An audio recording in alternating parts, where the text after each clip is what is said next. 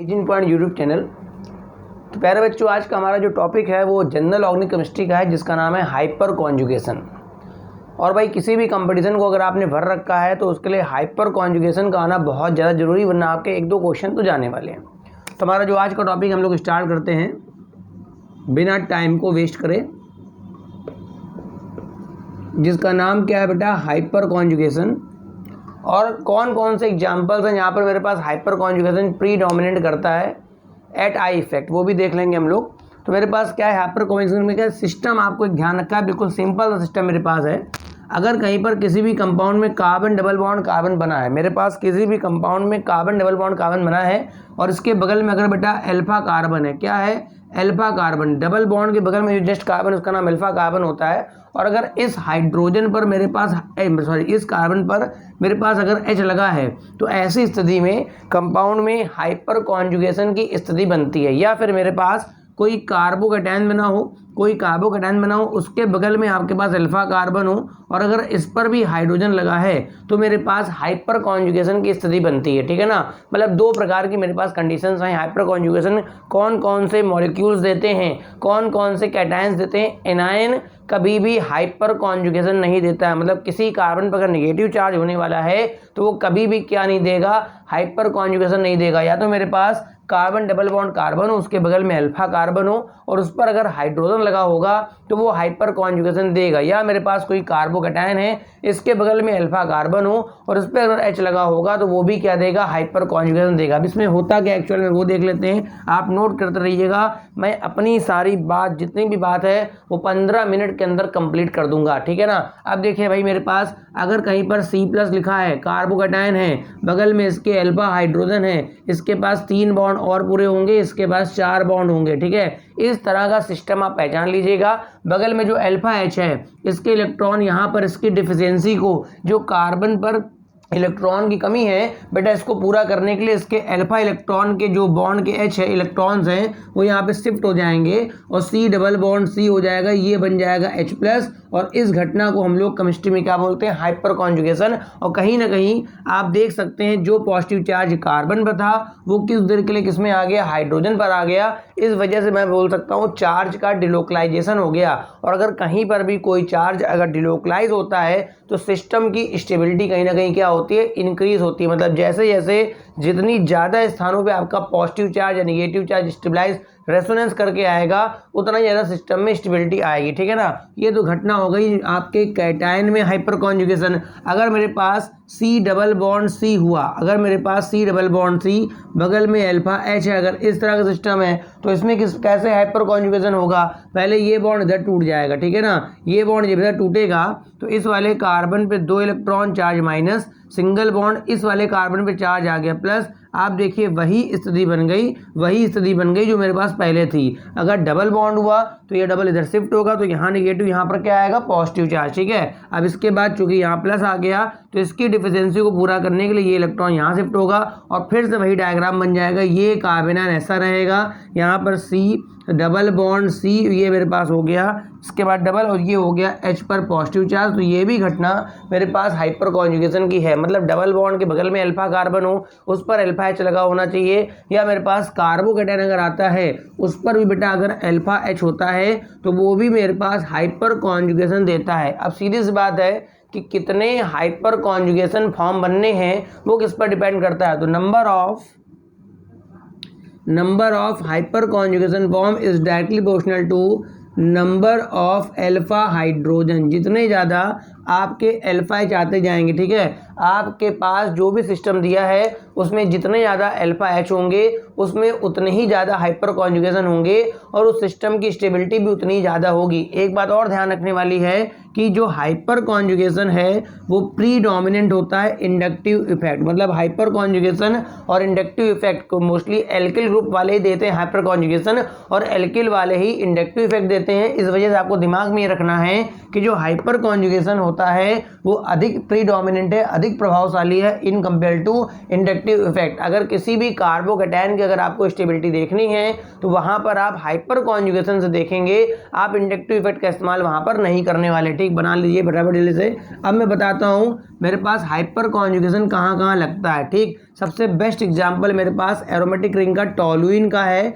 ये मेरे पास बेंजीन बनी है और बेंजीन के ऊपर अगर मैंने CH3 लगा दिया तो इस मॉलिक्यूल को केमिस्ट्री में मैं बोलता हूँ टॉलुइन। ठीक है ना, तो आप देख सकते हैं मेरे पास डबल बॉन्ड बना है, डबल के बाद ये वाला अल्फा कार्बन हो गया, अल्फा कार्बन पे आप देख सकते हैं 3 अल्फा H लगे हैं। तो इसका जो नेक्स्ट फॉर्म बनेगा, पहले ये डबल टूट करके इधर आएगा। मैंने कहा था जहाँ डबल बॉन्ड होता है वहाँ डबल टूट जाता है, टूटने के बाद एक कार्बन पे नेगेटिव आता है, नेक्स्ट पे आता है पॉजिटिव। ठीक है, तो यहाँ नेगेटिव यहाँ पॉजिटिव, इसका नेक्स्ट फॉर्म क्या बनेगा देखिए यहाँ पर ध्यान से, ये डबल ऐसे रहेगा, यहाँ 2 इलेक्ट्रॉन नेगेटिव चार्ज, ये कार्बन ऐसे है, ये मेरे पास H, ये मेरे पास H, ये मेरे पास H। बेटा इस वाले कार्बन पे चार्ज कैसा आ जाएगा, पॉजिटिव। ठीक है, जब ये पॉजिटिव आ गया तो अब इसकी डिफिशिएंसी के लिए ये जो अल्फा H है नीचे आ जाएगा, तो इसका नेक्स्ट फॉर्म क्या बन जाएगा, रिंग ऐसे रहेगी, यहाँ डबल लोन पेयर ऐसे रहेगा, डबल बॉन्ड C, यहाँ पर H और ये मेरे पास पॉजिटिव चार्ज है। अब ये जो निगेटिव चार्ज है ये पूरे रिंग में डिलोकलाइज होता रहेगा, मतलब इससे यहाँ डबल बनेगा, डबल के बाद डबल नहीं तो ये टूट करके यहाँ पर आ जाएगा। इसका नेक्स्ट फॉर्म क्या हो जाएगा, रिंग आपकी ऐसे रहेगी, यहाँ डबल, इन 2 इलेक्ट्रॉनों से यहाँ डबल बन गया, ये lone pair minus, double bond C, इधर H और ये मेरे पास H प्लस। अब ये जो माइनस चार्ज है वो पूरे रिंग में अपना ट्रेवल करता रहेगा। तो ओवरऑल टॉलुइन का जो केस है, टॉलुइन का जो CH3 ग्रुप है वो एक प्रकार से इलेक्ट्रॉन डोनेटिंग ग्रुप में काउंट होता है। ठीक है, टॉलुइन का जो मेथिल ग्रुप होता है वो इलेक्ट्रॉन डोनेटिंग होता है और इस घटना के द्वारा हाइपर कॉन्जुगेशन के द्वारा वो क्या करता है, इलेक्ट्रॉन को डोनेट करता है। तो कोई पूछे भाई टॉलुइन के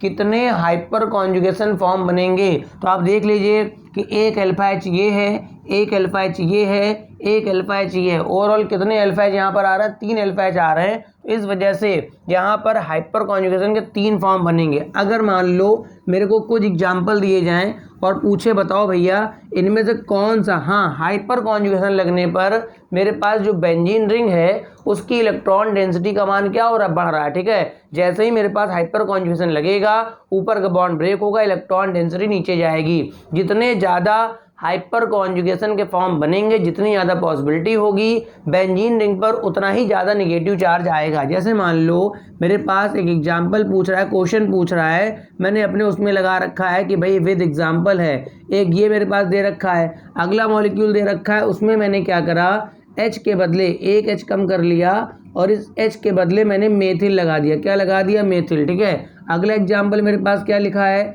मैंने दूसरे H के बदले भी वहाँ पर मेथिल लगा दिया, यहाँ पर भी मेथिल लग गया, यहाँ पर भी मेथिल लग गया, यहाँ पर मेरे पास H। और तीसरे एग्जाम्पल में क्या है, थर्ड एग्जाम्पल में मेरे पास क्या है, 3 जगह मेथिल लगा दिया, 3 जगह मेथिल लग गया। अब पूछ रहा बताओ इनमें से कौन सी बेंजीन रिंग, ये वाली बेंजीन रिंग, ये वाली बेंजीन रिंग, ये वाली बेंजीन रिंग या ये वाली, कौन सी बेंजीन रिंग किस बेंजीन रिंग में इलेक्ट्रॉन डेंसिटी का मान ज़्यादा है। ठीक है, किस बेंजीन रिंग में इलेक्ट्रॉन डेंसिटी का मान ज़्यादा है। तो इस क्वेश्चन को आप इंडक्टिव इफेक्ट से सॉल्व नहीं करेंगे, आप इस क्वेश्चन को सॉल्व करेंगे हाइपर कॉन्जुगेशन से। अगर किसी को ये जानकारी नहीं होगी तो उसका क्वेश्चन 100% मुझसे लिखवा लीजिए, गलत हो जाएगा। तो जिसमें जितना ज़्यादा हाइपर कॉन्जुगेशन होगा, जितनी जगह से होगा, वो उतनी ही ज़्यादा इलेक्ट्रॉन डेंसिटी रिंग में बढ़ाएगा। तो पहले में तो वो 3 जगह से हो सकता है, बताओ सही है। अब यहाँ पर चूंकि मैंने एक मेथिल लगा दिया तो इधर से हाइपर कॉन्जुगेशन नहीं हो पाएगा, तो केवल हाइपर कॉन्जुगेशन 2 जगह से हो पाएगा। यहाँ पर 2 जगह मेथिल लग गया तो केवल हाइपर कॉन्जुगेशन 1 जगह से हो पाएगा।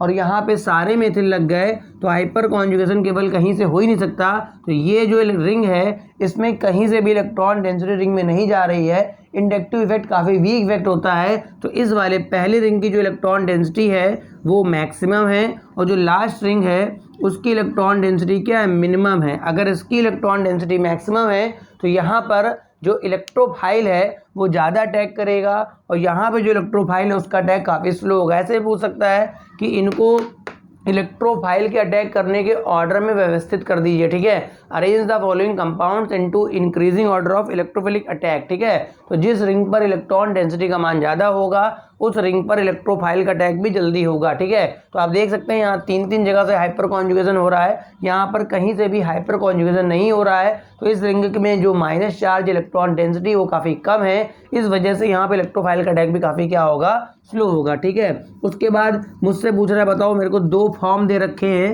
और पूछ रहा है बताओ भाई कौन सा फॉर्म में कितने हाइपर कॉन्जुगेशन बनेंगे। ठीक है, तो देखो मैंने एक ऐसे कार्बोकेटाइन बना लिया, ये मेरे पास एक ब्रीजिंग मॉलिक्यूल है और यहाँ प्लस बना दिया। मेरे से पूछ क्या रहा है कि बताओ भाई इसमें कितने हाइपर कॉन्जुगेशन बनेंगे। देखो आवश्यक नहीं है कभी कभी कि जितने अल्फा एच हो उतने ही हाइपर कॉन्जुगेशन हो। अब देखिए ये मेरे पास प्लस बना है, ये मेरे पास ब्रीजिंग कार्बन होते हैं, ये क्या होते हैं मेरे पास ब्रीजिंग कार्बन होते हैं। तो एक हाइड्रोजन इस जगह पर होगा, एक हाइड्रोजन इस जगह पर होगा और इसके बगल में 2 हाइड्रोजन यहाँ होंगे। अगर मैं बात करूँ इस प्लस वाले के बगल में अल्फा कार्बन की, ठीक है, अगर मैं बात करूँ इस प्लस के बगल में अल्फा कार्बन की, तो एक अल्फा कार्बन ये है, एक अल्फा कार्बन ये है। आप देख सकते हैं यहाँ पर 2 अल्फा कार्बन हैं, तो देखो एक अल्फा एच मेरे पास ये है और यहाँ पर मेरे पास 2 अल्फा एच। ओवरऑल इस पूरे स्ट्रक्चर में अल्फा एच कितने हैं, 3 है। ठीक है, ओवरऑल पूरे स्ट्रक्चर में 3 अल्फा एच है। मगर भाई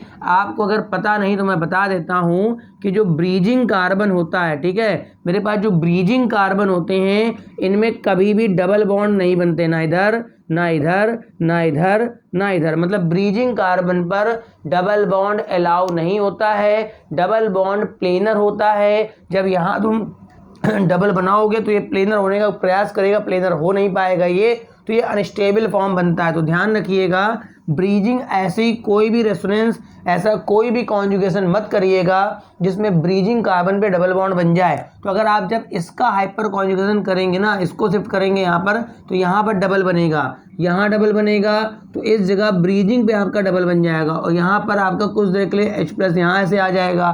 तो ये जो फॉर्म बनेगा ये अनस्टेबल फॉर्म होगा, इस वजह से ये हाइपर कॉन्जुगेशन अलाउ नहीं होगा। मगर ये जो कार्बन है ये ब्रीजिंग कार्बन नहीं है, तो ये दोनों जो हाइड्रोजन होंगे इनसे आपका हाइपर कॉन्जुगेशन हो जाएगा, मगर इस ब्रीजिंग वाले से आपका हाइपर कॉन्जुगेशन नहीं होगा। तो इसके केवल 2 ही हाइपर कॉन्जुगेशन के फॉर्म बनेंगे। कितने फॉर्म बनेंगे इसके? केवल 2 हाइपर कॉन्जुगेशन के फॉर्म बनेंगे। ठीक, बन गया होगा।